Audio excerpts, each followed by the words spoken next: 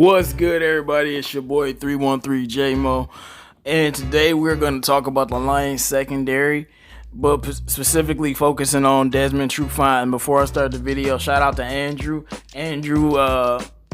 His link is in my description. He's been hyping up Desmond, Trufant, so I went and did my research. Looked at some game tape, look at some highlights, just looked at some stuff and see what this guy is really capable of. Now, I'm going to say, the first thing I'm going to say about Trufant is, considering his contract, he was a steal.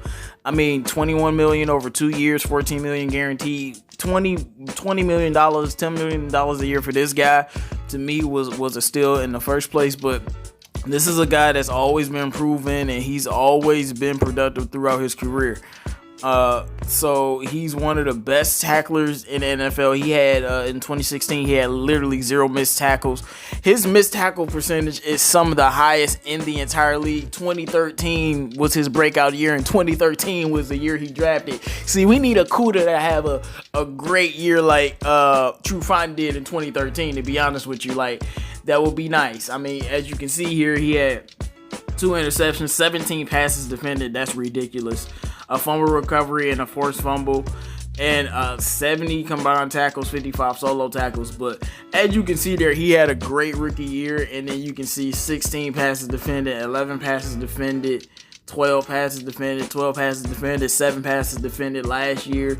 And you can see his interception totals, 13 career interceptions. He had 4 interceptions last year, allowed a 65% completion percentage.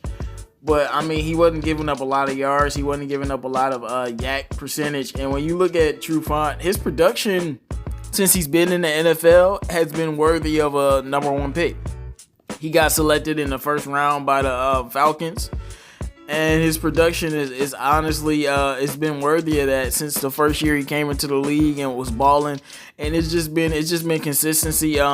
He made the Pro Bowl in 2015. I don't really care about Pro Bowls or anything like that. But looking at a lot of the advanced stats and his normal stats, and just looking at the game tape, Trufant is, this is what I love about Trufant, man. He's a dog. Like, he's a rough rider.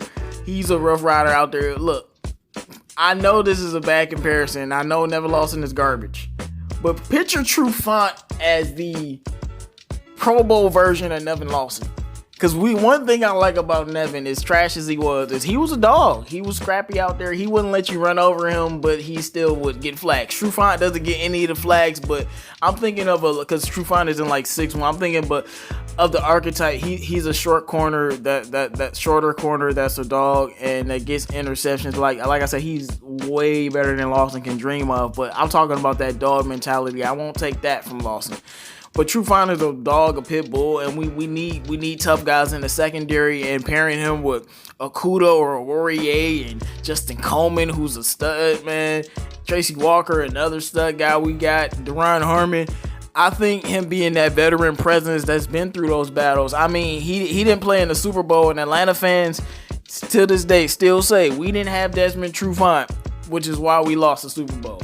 It's not the only reason, but I'm going to be honest with you. If Trufant was there, I'm not 100% confident the Patriots come back. I just feel like one of those passes would have been batted down. You know what I'm saying? One of those passes might have been deflected. It's just, it probably still could have happened, but I think they would have had a much better chance of winning if he was in that game. And Trufant is just a guy that's been productive his whole career. My main thing I like about him is he turns the ball over, he defends passes, and he doesn't miss tackles. Now, I don't want him coming to the Lions and getting to that missed tackle syndrome that a lot of other people have problems with, but he doesn't miss tackles. And I think Trufant is going to take our secondary up a notch. Losing Slay is a big deal. It's nothing to scoff at.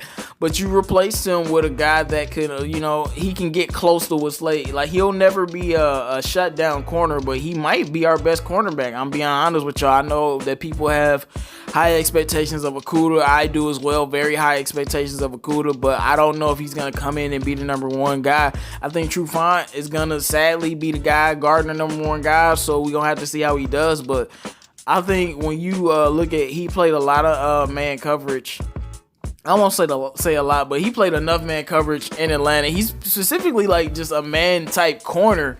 Now he hasn't played in this man system, but one thing about Matt Patricia and Bob Quinn that I do know is they make smart decisions in some areas. For example, they're not gonna bring in a linebacker that doesn't fit the defense. So they're gonna bring somebody in that's a great player that fits the defense, like Jamie Collins. They're not gonna bring in a linebacker like Trufant if he didn't fit the defense, if they didn't think he'll be able to plug and play in our defense with our man system. And I think although he isn't used to the defense and he doesn't know the system and we know what's going on outside the world, things have been extremely crazy on all levels. But regardless of that, with the offseason, I think he's going to come in here and hit the ground running. And I think he still has a lot of gas left in the tank. It's only a 2-year deal. Like, considering the money, like, we didn't pay that a $21 million contract for a corner that's anywhere from a top 15 corner. I don't know where he'll rank. You might rank him 10. You might rank him 12. You might rank him 15. You might rank him 9. I don't know. But he's top 15 somewhere in there. Obviously not like top 5 or I would say top 8. But he's definitely one of the better corners in the NFL. He's been a shutdown corner for Atlanta for a lot of years, and he just has the production. Now, he does have some injury issues that we have to be concerned with, but if you actually look at it, he played 16 games or 15 games in every season except for 2 seasons. The season where he got hurt when Atlanta went to the Super Bowl, and last year when he played 9 games. So besides those 2 years, the other 7-8 years of his career, he's been healthy for 16 games. So he's not a guy that misses a lot of games. So we can take that into account, even though he was recently injured. But I think this was a great move from the Lions. I think Trufant is going to have a bigger impact than a lot of people think. I would tell you guys to go watch some game tape. And I would tell you guys to go watch some Atlanta games where he's playing. And you can see, like, you can see in the game what he's doing. This guy's a dog. And he's going to be very good for us. And I'm happy that we have him. But like I said, Trufant has been productive, man. One of the best tacklers at the cornerback position. He gets an interception. He defends passes. And he's going to be a value addition to this team.